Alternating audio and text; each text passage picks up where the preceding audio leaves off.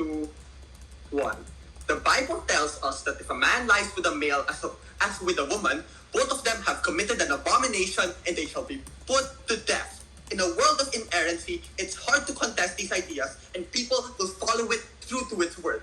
Gay people used to be stoned and said how much they used to be evil. Women used to be expected to stay purely in the kitchen or at home, and men are supposed to be the only ones working. Women were seen as witches or anyone else for going against the Bible or saying and questioning the word of it, and men are expected to stay forever as the leader in power and created all these patriarchal structures. These took decades to change for people to actually happen, and the Catholic Church can and has changed before. We fully admit to that.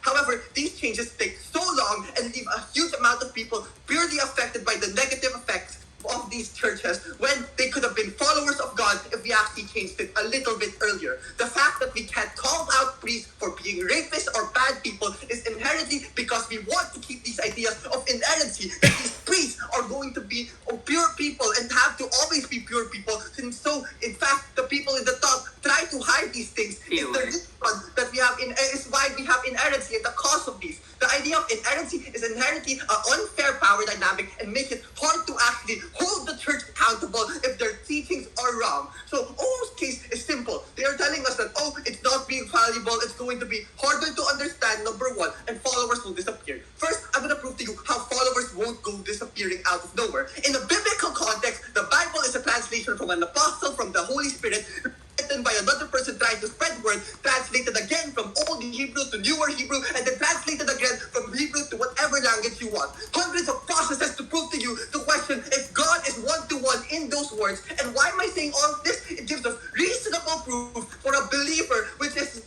reasonable proof for a believer to actually doubt whether it is one-to-one for God, and a reasonable understanding for us to actually question and change the idea and lens if what the Bible is saying is one-to-one, 100% true. And they tell us things. They tell us things that these kinds of changes are going to give big doubt to people. But I'll give you 3 structural reasons. One, in terms of incentive, people are already in the church. They are currently used to it, and they have already stayed there for so long. The church suddenly having a more open ideas on saying that everything is not one-to-one won't suddenly style people that everything's gonna go up, blow up, and explode. No, it just means that we're going to have more discussions on how the church actually acts and what the church should actually be. And structurally, if everyone around you is still believing and following God, and more people are going into your side, then we think that it's actually likelier for people to still continue believing, because the church is more than just one thing of it's a personal belief thing, but it's also a social structure.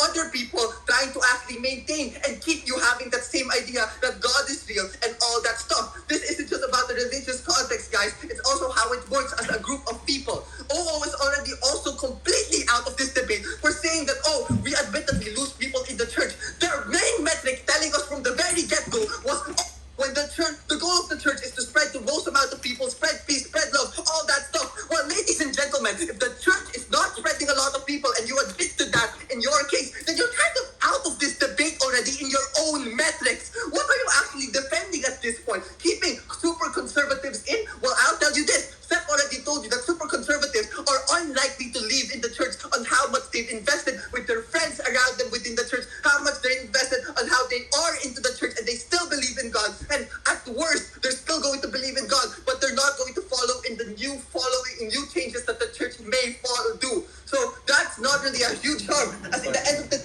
they will still go to the same churches, and they still need to do that to be and continue to be a Christian. A lot of what LO say misses the point of Prime Minister's speech. The debate is not about whether modern interpretations are good or bad, but whether dogma should be infallible and erroneous. However, as Joseph said, yes, they will postulate, and this never ends. Church dogma is exactly what the malevolent actors within the church use to shroud and hide abuses and molestation of young boys, guys. We aren't saying to just elements and never changing is perfect. And it's on upside wherein the church gets more radicalized and misrepresented absent any form of critical thinking and allowing of debate. What we want is more discussion and to defend themselves from scrutiny. Right now, it's as though the church is closed-minded and afraid of dissent. It's strategic for them to be able to allow these things to be discussed.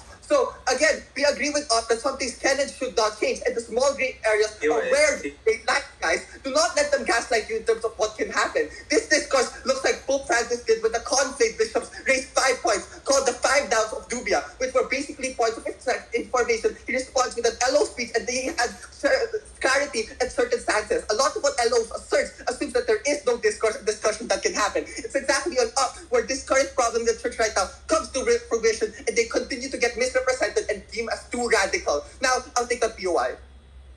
From closing, go.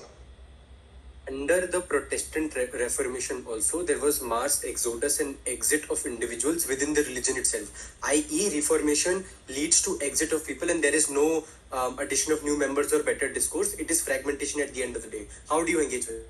I gave you reasons on why it's unlikely for these people to exit. We told you that a lot of people are actually more likely to start coming in and have a bigger social pressure to keep people staying in. But not only that, they are still likely to believe God in their own ways. And this fragmentation idea is unlikely to be so extreme because they still probably need to follow the Roman Catholic Church, guys, the institution that they need to go to, send into the, and we won't actually be, it's unlikely for them to actually start removing that idea. So what it says, and our case is quite simple, just the church is currently slowing discourse and actual change. Absent all religious context, then the church is going to fail to adapt and fail to get as much people as possible. And what ends up happening is it keeps and only maintains a small view of extreme groups. And we already admit, and everyone seems to agree here, that our goal is to get as much people in the church as possible. And we think that our side actually allows that in the most cases and allows these kinds of things to actually start changing ideas, or maybe at the very least question if it's true or not. And heck, at the very least, at our worst case scenario, no changes happen, okay? We can fully agree that, but at the very least, they can still be a Christian and say and question all these things without being forcefully kicked out. Because in their world right now, when you're trying to question all these dogma, sabihin nila, sorry, they're going to start saying that, you're really dumb, are you really actually questioning God? And it's more likely for you to start leading as a person in the middle. But those people that are extreme, that they're trying to cater to, are likely to stay no matter what happens because they are extremists already. And it's way better to actually cater on this middle group, as Joseph tells you earlier. So there's another thing of holding the church accountable for sin. As it's, now I have never been more proud to propose this debate. Thank you.